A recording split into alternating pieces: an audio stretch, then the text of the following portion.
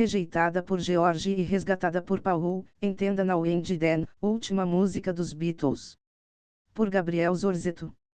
Now and Then, a nova música dos Beatles que acaba de ser lançada, choca o ouvinte por um simples motivo: a banda mais influente de todos os tempos consegue se reinventar mesmo tendo seu fim decretado há mais de 50 anos.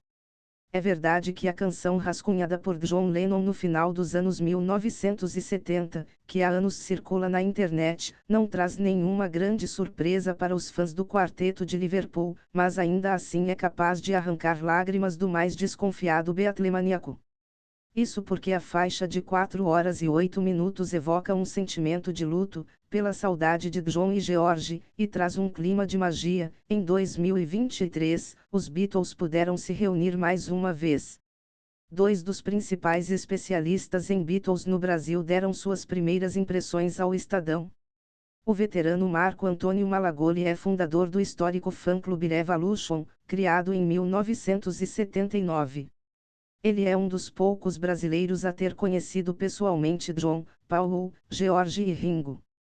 Do ponto de vista artístico, Now and Then não acrescenta muita coisa na carreira dos Beatles, pois ela é impecável. Não vi muito motivo para essa música ser lançada agora, pois é uma gravação conhecida. Mas achei a versão fantástica e, pelos comentários dos fãs, não vi ninguém que não amou essa música, conta Marco. O mineiro Gilvan Moura, dono do canal The Beatles School, com mais de 50 mil inscritos no YouTube, lembra que o lançamento é muito especial para os fãs, pois há uma geração inteira que nunca viu uma canção nova do grupo. É um presente que supera a expectativa dos fãs. O que eu vejo é uma tentativa do Paul de se despedir do grande momento artístico de sua vida. Estamos falando de um senhor de 81 anos que olha para a oportunidade de trabalhar com John Lennon mais uma vez. Now and Then tem uma força poderosa por causa da tradução, que pode ser de vez em quando e também agora e antes. O agora seria Paul e Ringo, e o antes seria John e George, diz Gilvan. A história de Now and Then tem, basicamente, 3 etapas. John gravou a demo no piano, entre 1977 e 1979, em seu apartamento na cidade de Nova York, e não teve tempo para trabalhá-la em estúdio. Ele foi assassinado pouco depois e muitos especulam que a letra seria uma homenagem a Paul, pois suas últimas palavras ao ex-parceiro teriam sido: "Think about me every now and then, old friend, pense em mim de vez em quando, velho amigo." Mais de uma década depois da morte de John, os integrantes remanescentes se reuniram em 1994 para o projeto Enfalade, que celebrou a obra dos Beatles com uma coletânea de 3 volumes, um livro e um documentário.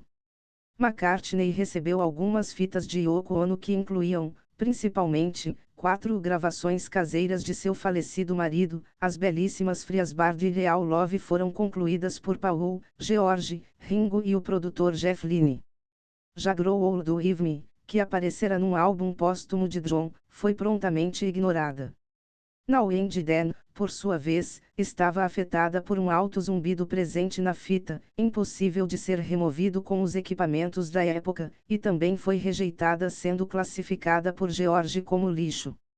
Quase 30 anos depois, um certo cineasta neozelandês responsável por nada menos que a trilogia de O Senhor dos Anéis conseguiu ressignificar o filme Let It Be, 1970, com a gloriosa versão Get Back, 2021, produzida em 3 partes para o Disney+. A tecnologia inovadora utilizada por Peter Jackson no documentário permitiu isolar instrumentos e sons específicos para compor a edição. Logo, o mesmo truque foi usado para extrair a voz de John da gravação chiada de Now and Then.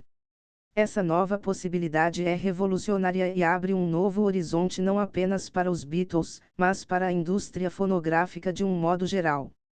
A técnica foi usada na remixagem do disco Revolver, 1966, e nas coletâneas de 1962 a 1966 e de 1967 a 1970, que serão relançadas em novembro com Now and Then inserida. Now and Then, acima de tudo, é um trabalho arqueológico. A voz de John tem destaque e vai ganhando escopo pela intensidade da seção rítmica. Paul refaz o piano da gravação original e adiciona uma linha de baixo que serve ao propósito da melodia. Ele também reforça a base de guitarra deixada por George, quando a canção foi rapidamente trabalhada nos anos 1990, com um conciso solo de slide guitar que o falecido guitarrista aprovaria, como aconteceu em Tasman, por exemplo. Ringo emprega uma batida direta, sem firulas ou viradas chamativas. Há ainda um melancólico arranjo de cordas que faria o saudoso produtor George Martin sorrir, não apenas pela brilhante execução da orquestra, mas porque seu filho Gilles foi o responsável pela produção da música ao lado de Paul. Gilles usou trechos de Here, There e Everywhere, Because, e Eleanor Rigby para montar a harmonia de 3 partes que apenas John, Paul e George sabiam fazer. A ideia inicialmente deixou McCartney nervoso, pois tratasse de um tipo de reconstituição, mas o resultado final o agradou. Esse, porém, foi o único aspecto não natural da faixa, haja vista que não há qualquer uso da prática de imitações virtuais batizada de inteligência artificial. Fica difícil acreditar no marketing por trás da última canção dos Beatles, pois existe material inédito nos cofres da Apple. O ato experimental Carnival of Light, de mais de 10 minutos de duração, é alvo de cobiça dos fãs há décadas. E no próprio documentário Get Back, há registros de canções nunca finalizadas pela banda como Just Fun, The Wrecking of Leaking, entre outras. Paul, aos 81 anos, e Ringo, aos 83, podem até garantir que Now and Then seja o ponto final na história dos Beatles. Mas quem garante que seus filhos e os herdeiros de John e George estão de acordo?